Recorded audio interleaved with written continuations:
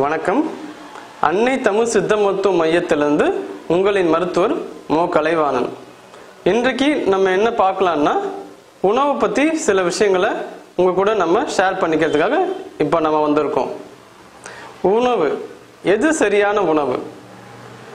சரியான உணவு அப்படின்ட்டு நம்மளோட சித்த மருத்துவத்தில் என்ன சொல்லியிருக்காங்கன்னா, உணவு, தண்ணீர், மூச்சு காத்து, இந்த மூணும் சேர்ந்த ஒரு கலவை தான் சரியான உணவுன்னு சொல்றாங்க.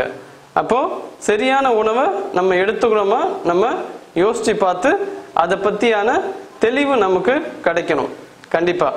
ஏன்னா சரியான உணவை நம்ம சாப்பிட்டுட்டு இருந்தோம்னா எந்த நோயுமே வராது. நம்ம மருந்து எடுத்துக்கிட்டு இருந்தாலும் கூட சரியான உணவை நம்ம சாப்பிடலன்னா அந்த மருந்து சரியான பயன் அது சரியா கொடுக்காது. அப்ப என்ன பண்றது, முறையான உணவை நம்ம சாப்பிட்டுட்டு இருந்தோமா கூட நமக்கு எந்த நோயுமே வராது, எந்த மருத்துவமும் அவசியம் இருக்காது. ஸோ உடலுக்குள்ள நுழையில உணவு நமக்கு எந்த மாதிரியான பாதிப்பை ஏற்படுத்துது அப்படி நம்ம தெரிஞ்சுக்கிறது ரொம்ப ரொம்ப முக்கியம்.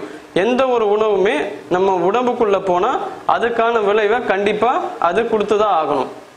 இப்ப பாத்தீங்கன்னா, ஒரு நல்ல உணவு உடம்புக்குள்ள போச்சுன்னா அது உடம்ப போஷாக்குள்ள சக்தி உள்ள ஒரு உணவா நமக்கு கிடைக்கும். இதே பாத்தீங்கன்னா, ஒரு மருந்து நம்ம உடம்புக்குள்ள போச்சுன்னா அது நோயிலிருந்து நமக்கு விடுதலை கிடைக்கும். இதோ தெரியலாத ஒரு உணவு, ஒரு விஷம் நம்ம உடம்புக்குள்ள போச்சுன்னா அது நமக்கு மிகப்பெரிய பாதிப்பை கொடுக்கும். பாத்தீங்கன்னா, உணவை ரொம்ப சூடா நம்ம சாப்பிடக்கூடாது. உணவு ரொம்ப சூடா சாப்பிடக்கூடாது. அதே போல உணவு ரொம்ப ஆறி போனது சாப்பிடக்கூடாது. மிதமான சூட்டில் இருக்க உணவை நம்ம சாப்பிட்டாதான் நமக்கு நல்லது. ஏன் அப்படி சொன்னா, அதுக்கு செரிமான சக்தி சீரா இருக்கும். அதனால சமைத்த மிதமான சூடு உள்ள பொருளை சாப்பிட்டா ரொம்ப நல்ல ஒரு விஷயமா இருக்கும். ஸோ உணவுக்குன்னு நிறைய அடிப்படைகள், விதிகள் இருக்கு. பாத்தீங்கன்னா, இப்ப ரத்த சோகை இருக்கிற ஒரு பேஷண்ட் இருக்காரு. அவருக்கு எப்படி இருக்கும் அவரோட உடம்பு? ரத்தம் குறைவா இருக்கிறதால அவர் சுறுசுறுப்பு இல்லாத ஒரு மனிதரா இருப்பாரு, மந்தமா இருப்பாரு. அவருக்கு சரியா ஒரு டிசிஷன் எடுக்க தெரியாது. அப்ப என்ன பண்ணலாம்னா, உணவை பொறுத்த வரைக்கும் சில மாற்றத்தை அவருக்கு நம்ம சொல்லலாம்.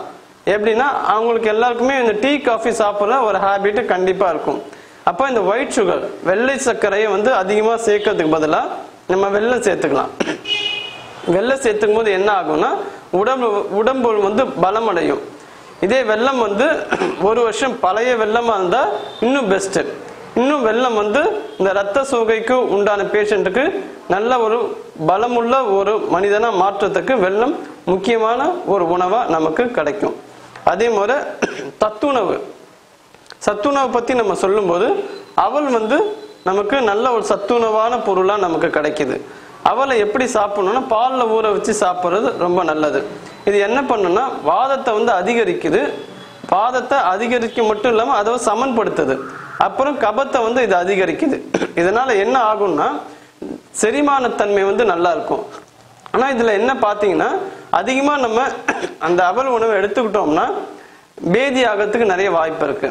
நல்ல ஒரு பொருளா இருந்தா கூட அதை ஒரு அளவோட நிறுத்திக்கிட்டா ரொம்ப நல்லா இருக்கும். இதுதான் அவல் உணவு ஒரு சத்துணவா இருக்கிறதுக்கு முக்கியமான காரணம். அது மட்டும் இல்லாம, இந்த குண்டா இருக்கிறவங்க ஒல்லியாகிறது எப்படி அப்படின்னு ஒரு விஷயத்த பத்தி ரொம்ப யோசிச்சுன்னு இருப்பாங்க. ஏன் குண்டாகிறாங்கன்னா, அவங்க அதிகமா நொறுக்கு தீனிகள் அதிகமா சாப்பிடுவாங்க. இந்த சமோசா, பகோடா, சிப்ஸு, அந்த மாதிரி பொருட்கள் அவங்க அதிகமா சாப்பிடுவாங்க.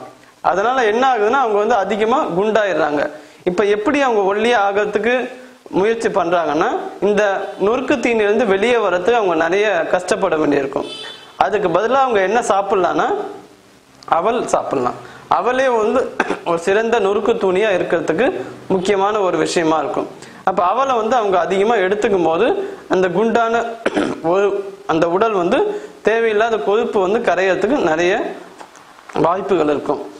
அதே மாதிரி சட்டி நிறைய நம்ம சாம்பார் செஞ்சாலும் கூட அதுல போற காய்கறியை வதக்கிறதுக்கு பாத்தீங்கன்னா 1 டீஸ்பூன் எண்ணெய் தான் நம்ம பயன்படுத்துறோம். ஏன் 1 டீஸ்பூன் எண்ணெய் மட்டும்தான் பயன்படுத்துறோம்னா, எண்ணெய் பாத்தீங்கன்னா எல்லா உடம்புல இருக்கிற உறுப்புகளுக்கு ஊடுருப்பாகிற சக்தி கிடைக்கும். அது மட்டும் இல்லாம பசியை அது தூண்டும். அது மட்டும் இல்லாம நிறைய நன்மைகள் வந்து உடம்புக்கு கொடுக்குது. ஆனாலும் கூட அது என்ன ஒரே டீஸ்பூன் மட்டும் ஆட் பண்றாங்கன்னா அது வந்து சூடு. நெய்யும் அதே மாதிரி தான். அதனால அதை வந்து குறைவாக தான் நம்ம பயன்படுத்தணும்.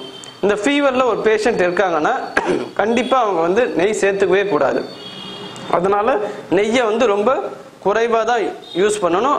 அதே மாதிரி நெய்யை வந்து உருக்கி யூஸ் பண்றது ரொம்ப நல்லது. அதே மாதிரி நம்மளோட எல்லாருமே வடை சாப்பிட்றது எல்லாருக்குமே வந்து பிடித்தமான ஒரு உணவா இருக்கும். நிறைய பேர் வடை பிரியர்களா இருப்பாங்க. அது வந்து உளுத்த வடையா இருந்தாலும் சரி, பருப்பு வடையா இருந்தாலும் சரி.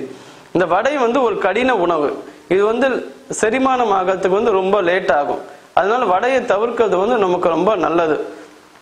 அது மட்டும் இல்லாம வடையை வந்து நம்ம ரெகுலரா நம்ம சாப்பிட்டுக்கிட்டே இருந்தோம்னா தாகம் வந்து நமக்கு அதிகமா தேவைப்பட்டுக்கிட்டே இருக்கும். தாகம் எடுத்து தண்ணீர் வந்து அதிகமா நமக்கு தேவைப்படும். அப்ப என்ன பண்ணணும்னா இந்த வெயில் காலத்துல முக்கியமா வடை சாப்பிட்றது கண்டிப்பா அவாய்ட் பண்ணணும். அதை அவாய்ட் பண்ண ரொம்ப நல்லது. அப்புறம் வடையில முக்கியமான தயிர் வடை வந்து ரொம்ப விருப்பப்பட்டு சாப்பிட்றவங்க நிறைய பேர் இருக்காங்க. தயிர் வடை வந்து ஜீரணமாகும். ஆனா என்ன ஆகுன்னா வாத கோளாறுகளை வந்து அதிகப்படுத்தும். அதுல இருக்க ஒரு பிரச்சனை அதுதான். அப்போ அந்த வடை ஊர்ல அந்த தயிர்ல வந்து மிளகுத்தூள் ஆட் பண்ணுவாங்க, கொத்தமல்லி இலை ஆட் பண்ணுவாங்க. இதெல்லாம் ஆட் பண்ணும்போது என்ன ஆகும்னா இந்த தயிர் வடையால ஏற்படக்கூட கோளாறுகள் வந்து அது கண்டிப்பா நீக்கும். அதுக்கப்புறம் வந்து சாம்பார் வடை. சாம்பார் வடையும் பார்த்தீங்கன்னா அதை சாப்பிட்றதுக்குன்னு ஒரு கூட்டம் இருப்பாங்க. இந்த சாம்பார் வடை என்ன ஆகும்னா அது செரிமானமே ஆகாது. மக்களுக்கு வந்து அது ரொம்ப ப்ராப்ளம் தரக்கூடிய ஒரு விஷயமாவே இருக்கு. செரிமானம் நல்லா இருக்கிறவங்க வேணா அது எப்போவாவது ஒரு வாட்டி வந்து நம்ம அந்த சாம்பார் வடையை ட்ரை பண்ணலாம். அதனால்தான் நம்மளோட தமிழ்நாட்டு உணவு வகைகளை வடையை வந்து ஒரு ஃபங்க்ஷன்ல வந்து தான் வைப்பாங்க. ரெகுலரா எடுத்துக்கிற ஒரு ஃபுட்டை அதை வச்சிருக்க மாட்டாங்க. அதே போல வெஜிடபிள் ரைஸ் வந்து எப்படின்னா நிறைய வெஜிடபிள் போட்டு அதை சாப்பிட்றதால எல்லாம் என்ன நினைக்கிறாங்கன்னா அது ரொம்ப உடம்புக்கு போஷாக்கு தரக்கூடிய ஒரு உணவா இருக்கும் அப்படின்னு நினைக்கிறாங்க. ஆனா அது அப்படி கிடையாது. இதனால என்ன ஆகுதுன்னா உடல் உறுப்புகள் வந்து பாதிக்கப்படுது. ஸோ இந்த வெஜிடபிள் ரைஸை வந்து என்னைக்காவது ஒரு நாள் வச்சு நீங்க சாப்பிட்றதுக்கு யூஸ் பண்ணிக்கலாம். சாப்பிட்றதுக்கு வந்து விதிமுறைகள் உண்டு.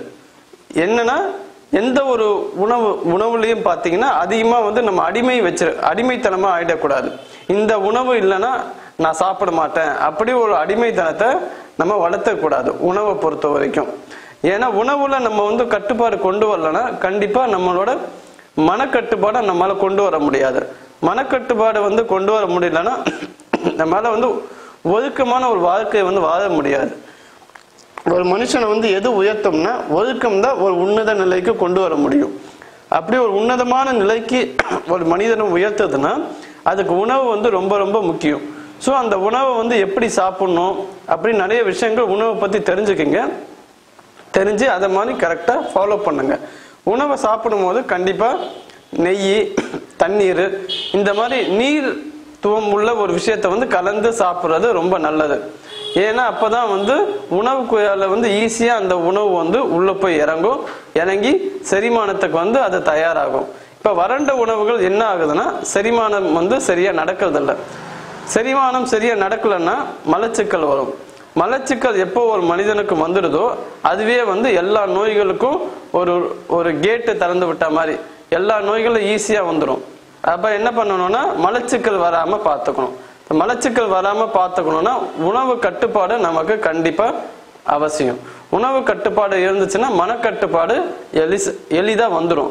மனக்கட்டுப்பாடு வந்து ஒரு மனிதனுக்கு வந்துட்டா அவனுக்கு வந்து ஒழுக்கம் வந்து தானாவே வரும். ஒழுக்கம் தான் ஒரு மனிதனை உன்னத நிலையை அடைய வைக்கும். ஆக உணவை வந்து சரியா உணவை நீங்க எடுத்துக்கணும். நன்றி.